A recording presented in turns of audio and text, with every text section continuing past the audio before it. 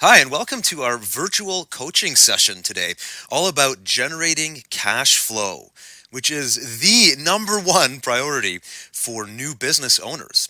Now, what is a virtual coaching session? Well, this is a video. Clearly, you're watching a pre recorded video, but it will simulate a coaching session, a one on one session, if you go through this video and look at all the different points and exercises that we're going to prescribe to you here.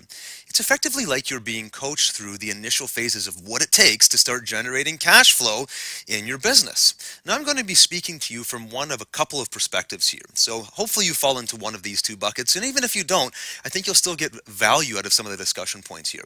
So one, I'm talking to you as an aspiring entrepreneur, somebody who's in a job right now, or maybe you already have a business, but you want to start something new. And you know that you need to make some changes. You need to get going. You need to build this business that you've been thinking about for probably way too long. And if you're not an aspiring entrepreneur, then chances are you're a struggling entrepreneur because we're here in the first place. You're looking at how to generate more cash flow. And usually the word struggling, I equate in entrepreneur speak, that is, to lack of cash flow, no sales or lack of sales or not enough sales coming in. So how do we address all of this? How do we get to a point where cash flow becomes commonplace in our business? And that's exactly what this virtual coaching session is going to do for you, get you thinking about. So first, let's address this whole idea of theory versus reality. And as you start a business, and if you're on that right side of the bucket, if you're a struggling entrepreneur, then reality has probably already smacked you in the face when you realize that you can write business plans all day long and you can scheme and talk to and think about getting investors or certain funding for your business, and you come up with great project ideas and think about a product that you might build or a project that you're going to bring to the market, and theoretically write down the numbers on a whiteboard of what kind of cash flow or revenue generation might come out of these projects. Or you can brainstorm or even talk to potential partners, do press releases and write blog posts and go on podcasts and talk all about yourself and come up with a huge portfolio of all the stuff you're capable of doing. And that's all great in theory until reality smacks you in the face and says, show me the numbers. Now, if you are a struggling entrepreneur and you've already taken the leap to, let's say, quit your job or leave whatever you were doing before that was the primary source of your income, reality is going to be screaming at you right now saying, where's the cash? I can't keep this thing going without any cash. And this is a very important part of the discussion. Business plans, investors, project ideas, you name it. All these things, again, they're great, but unless you have a concrete way of specific actions you can be taking right now, today, and tomorrow, and next week, and so on, that will guarantee that you bring cash in, you aren't really going to have much of a business to talk about. That reality will come screaming back and remind you that there is no business here, and you need to do something else about your cash flow situation. So what's left? What's left is selling. You either have to sell products and or sell services, and that is how you're going to generate your cash flow. Nothing else matters at this point. Like we said before, you're not in a position to get funding. You're not in a position to probably pull people on board to partner with you right now. It's up to you, and you're going to have enough belief in yourself to get this thing off of the ground.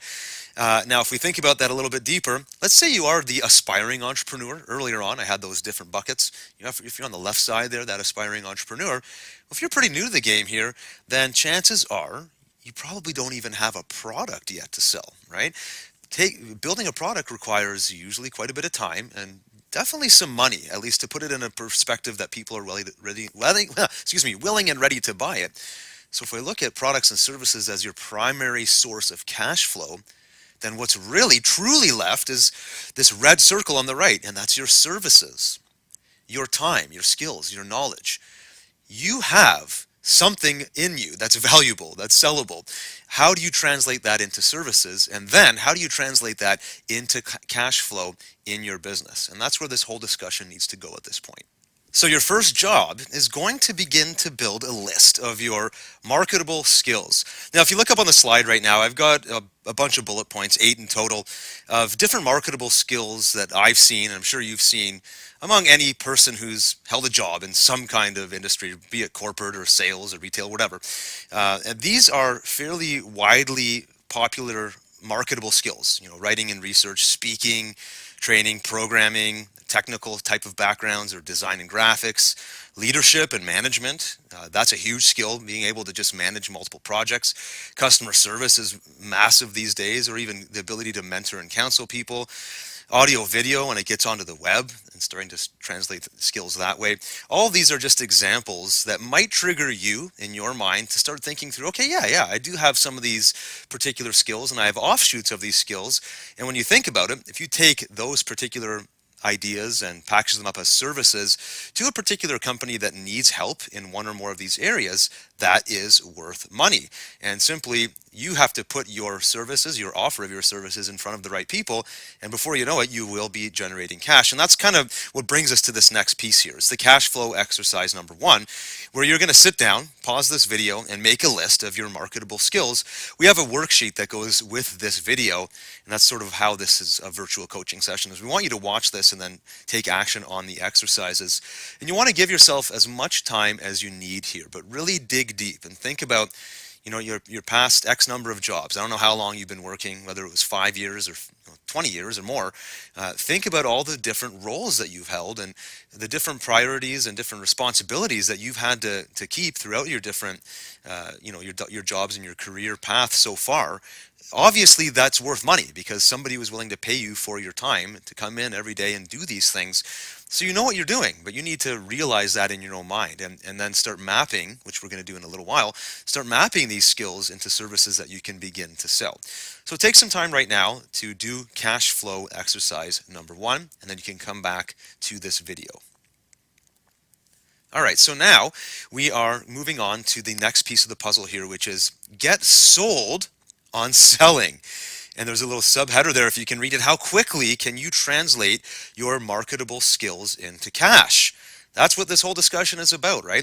You don't have a product yet, or I'm assuming you don't have much of a product yet. Even if you do, if you're struggling or aspiring entrepreneur, the quickest way to cash is selling your services. Hopefully you've been buying into that. Well, you don't have investors, right? I'm assuming you don't have an ad budget or even a marketing budget, or let alone time for marketing, right? It's great to use Twitter and Facebook and YouTube and all these different things for marketing, but do you have time right now to create all that content and wait for the leads to slowly trickle in for you to then create sales?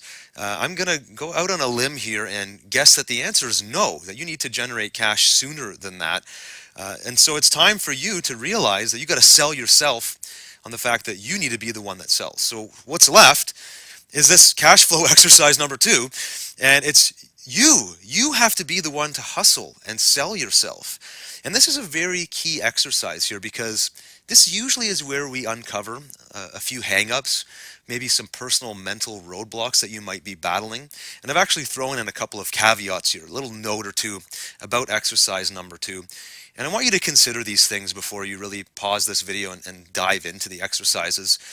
First of all, think about how do you rate your ability to sell?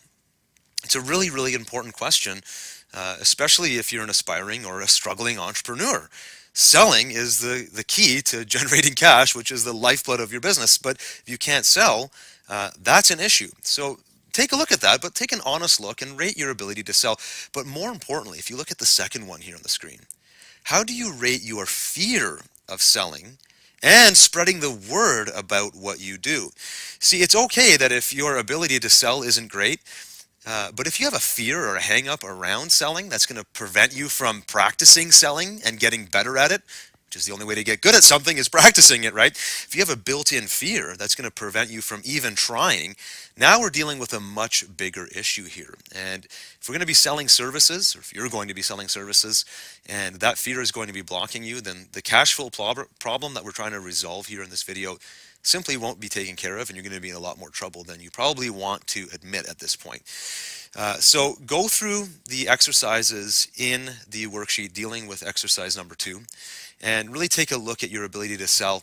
But most importantly, sell yourself on the fact that it's you. It comes down to you, and you're the person responsible for making this thing happen. And keep in mind, by the way, that entrepreneurship is a pretty cutthroat business, right? It's a cutthroat world.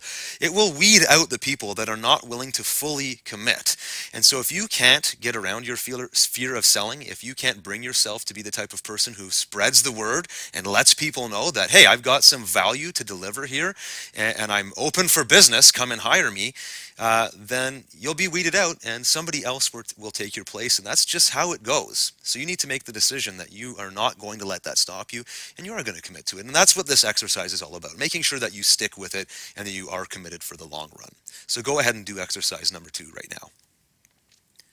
Next, we're going to move on to something that's a little bit more long term. It's a little bit more dealing with your own motivation. That's to list your key drivers and motivators. Because obviously, as you begin to package up your skills in the form of services and different service offerings, and as you bring those to different marketplaces, you're going to be met with some resistance. It's not going to be a matter of, telling one person that you've got something for sale and then they buy it. Now, I hope that happens for you, but chances are you're going to have to do a lot of work. You have to talk to a lot of people and really work, pound the pavement to get your message out there that you've got something of value to sell.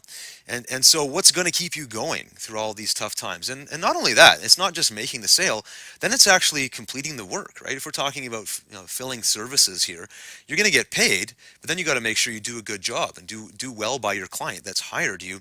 And all of that can be quite a challenging process, right? So it's challenging, but it's also exciting because it's now providing you with things that are hopefully on this list. So I just jotted down here 8 different motivators or drivers or influencers or things that typically can keep the mind sharp. These are ones that I see on a regular basis. I'm sure that you would at least agree with some of them, right? Freedom, your ability to have freedom that nobody, no boss, no company can tell you where to be, how to spend your time, and so on.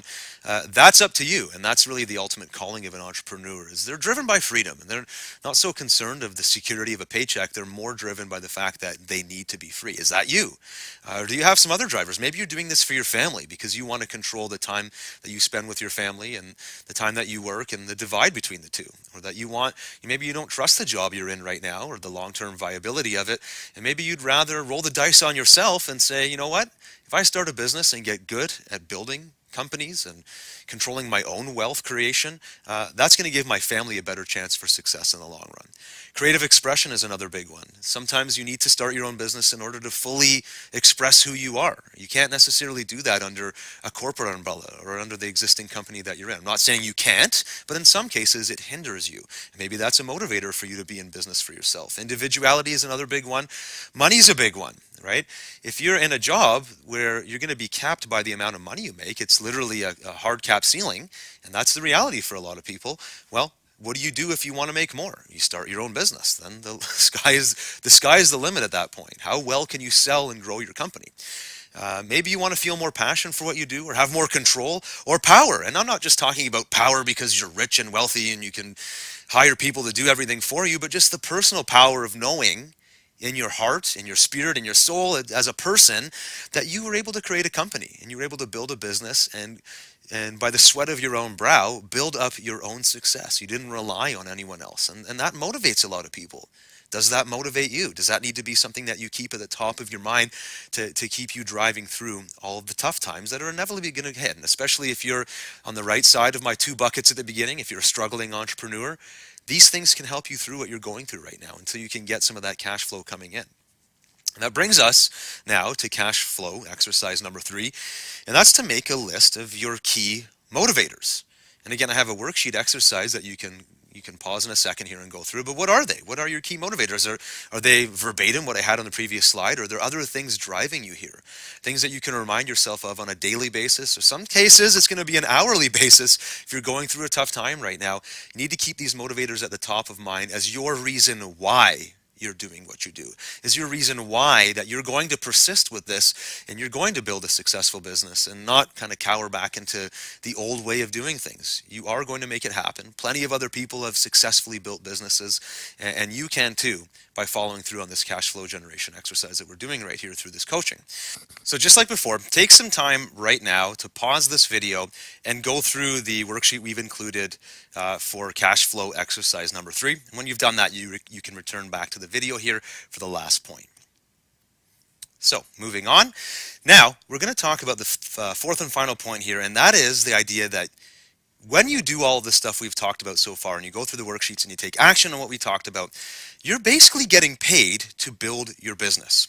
And I've circled the word services again here to remind you that services are a way of generating cash flow in the short term, and specifically powerful way of doing it for aspiring or struggling entrepreneurs, because you could sell a service today, right? You could walk out there today and get someone to give you a check for something you're going to do and cash that check and have money, within the next day.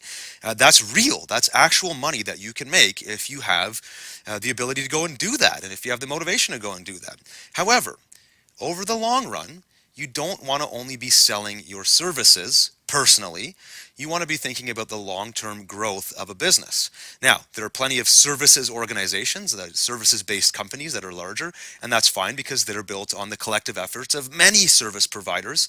But what I'm talking about here, this idea of getting paid to build your business, is as you get paid, as you take on contracts and projects where you're doing client work and you're getting paid to learn, you will automatically start seeing opportunity for you to grow a business. You might be working with a client.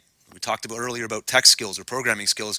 Maybe you're building a website for them, and suddenly you see all these other opportunities for content creation for that website or for marketing, and that could lead into marketing products or training programs or seminars that excuse me, that you run. There could be 100 different directions this can go. But in the long term, these services will actually be your market research to uncover opportunity for you to do some real business growth. And if you're getting enough services, enough contracts, you're going to have the capital to actually go and do these things.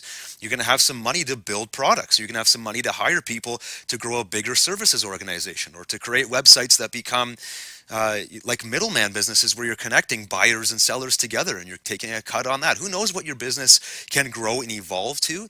You will follow the money, and you can follow the money by starting with these services and uncovering the opportunity as you go. And that's what's so exciting about all of this, is you're going to get paid.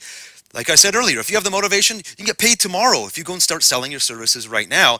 And the sooner you do this, the sooner you'll uncover opportunities for real growth to build a big business.